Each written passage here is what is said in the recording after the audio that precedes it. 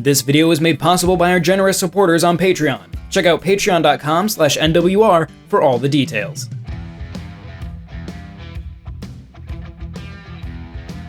One of the more interesting markets in gaming is the growing niche of simulator games that strive to be mundane and realistic simulations of some facet of everyday life.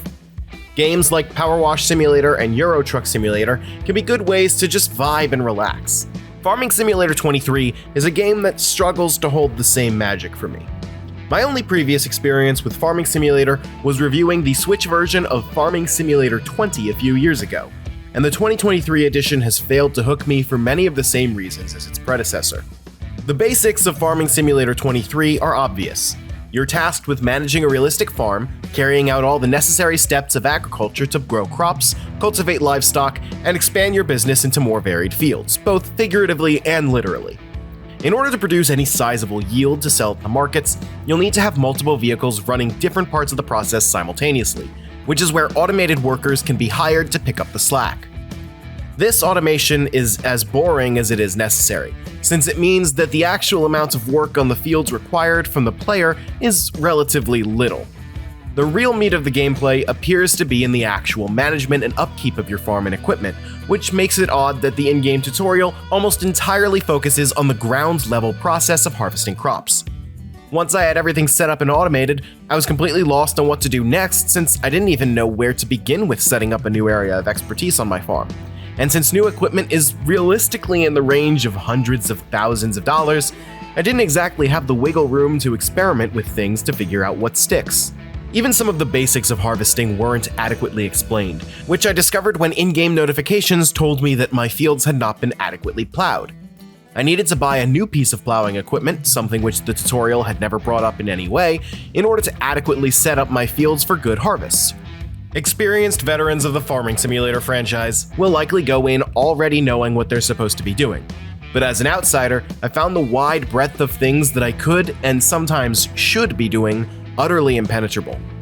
On Switch, Farming Simulator 23 also comes off as a bit cheap. Switch players are receiving a stripped-down mobile version of Farming Simulator, which is scaled back from the latest PC and console release from 2021, Farming Simulator 22.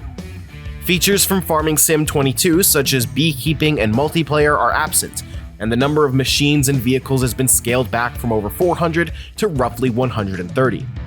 It's telling that the game's marketing boasts the addition of chickens to the mobile versions, a feature that has been in the PC versions for over a decade.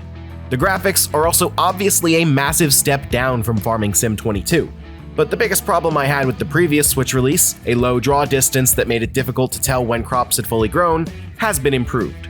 Farming Simulator 23 is not a game for newcomers. My time playing was largely filled with confusion, and the in-game tutorials and guides do very little to point a new player in the right direction.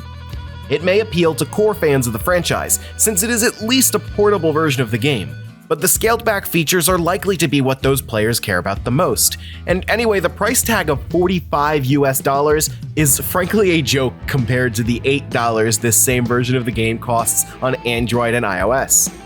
Perhaps I'm wrong and there's some X factor a hardcore Farming Simulator fan can tell that I'm missing, but Farming Simulator 23 is a clear non-starter for newcomers that also lacks plenty of content that longtime fans have come to enjoy on more powerful hardware. This video was made possible by our generous supporters on Patreon. Did you know that Nintendo World Report is funded directly by fans like you? When you support Nintendo World Report on Patreon, you get immediate access to multiple exclusive podcasts every month, exclusive Discord channels, an early look at select content, and more, all for as little as $1 a month. Check out patreon.com/NWR for all the details.